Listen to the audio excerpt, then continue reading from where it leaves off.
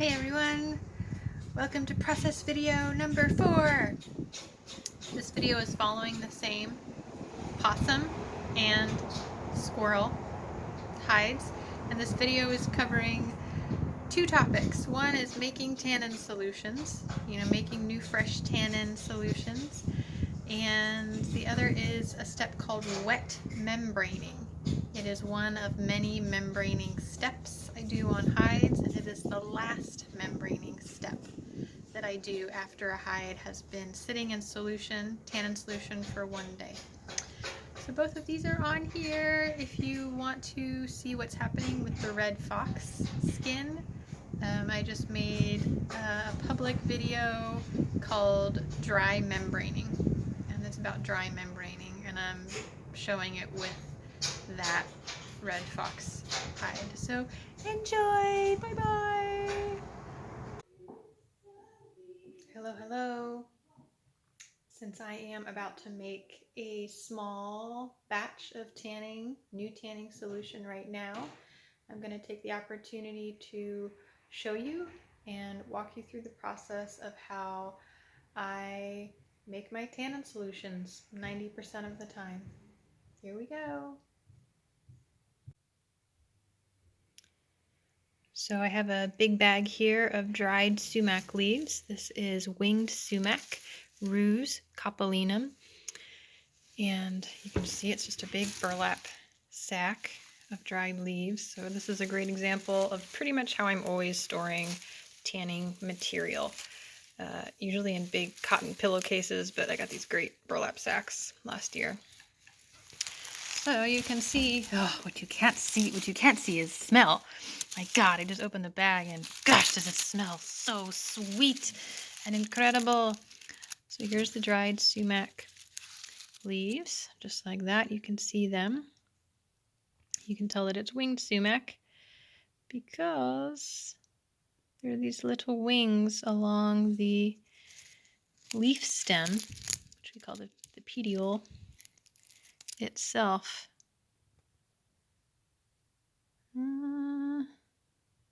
It's not very important for the subject of this video.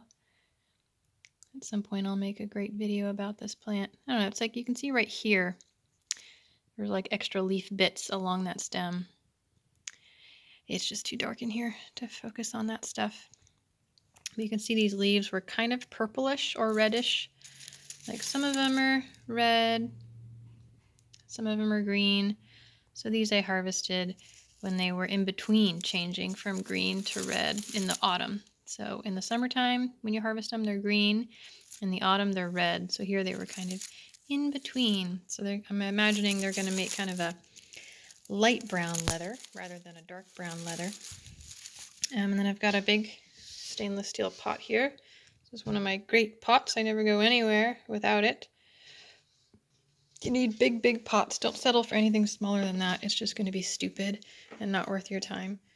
Here's one of my other pots, just like a big speckleware, it's like a canning pot. So these are both good. Even bigger is great too, but nothing smaller. So I travel with these two, just because I can't have too much stuff because I'm always traveling. So when I'm tanning with leaves, like sumac leaves, I'm just piling them into the pot. And if I needed a whole bunch of solution, like if I were tanning a deer hide right now, or like a bunch of furs, I'd be filling this pot up to the max, probably doing 2 pots filled to the max. But since right now I'm just working on this little teeny thin possum skin, which is already halfway tanned and just needs to be finished, I don't actually need that much solution. So I'm not going to use all that many leaves, which is unusual for me to just be making a tiny batch. But it's just however it goes. God, they just smell so sweet. So sweet. So certainly you could use fresh material, if it were summer right now and these leaves were mature, you know, you could go out and harvest fresh leaves and put them in your pot. There's no difference. This is just, I dry them for ease of storage so that I can have them on hand at all times, all throughout the year, particularly in the winter time and the early spring when there's no leaves out yet. Okay, that's probably more than enough for this little possum, to be totally honest. Let's just see.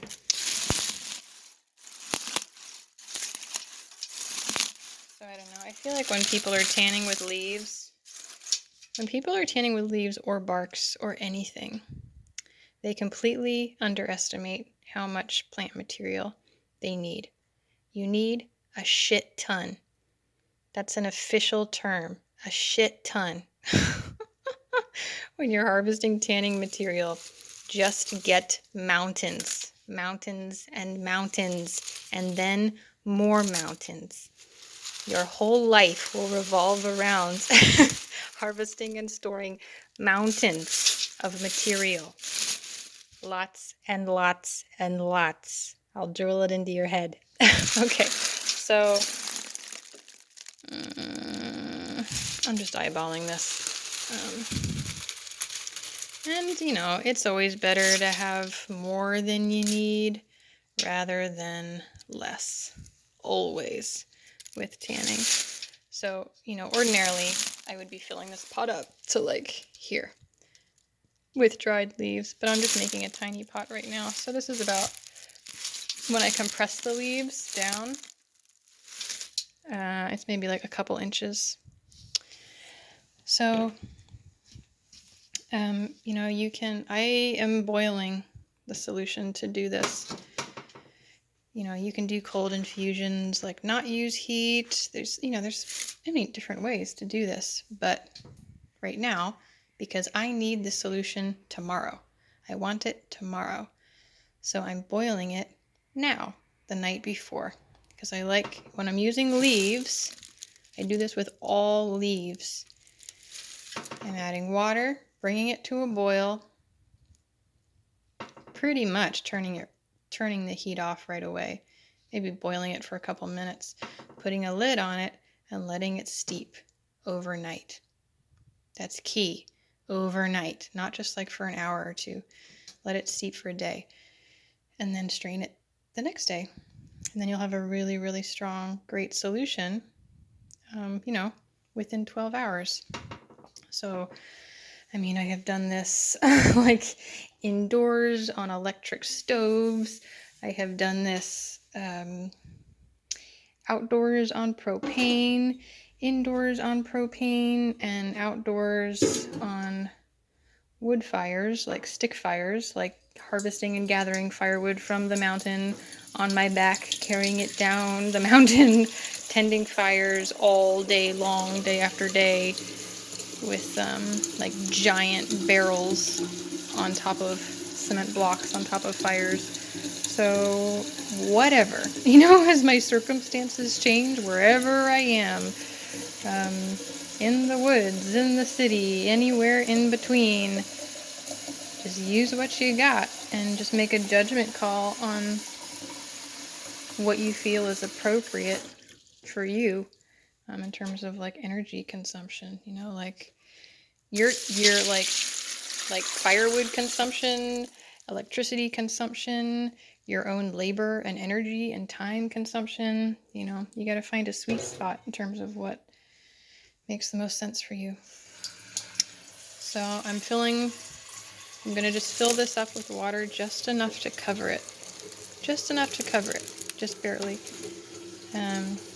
And you know, there are a ton of myths out there about what kind of water you're supposed to use for tanning.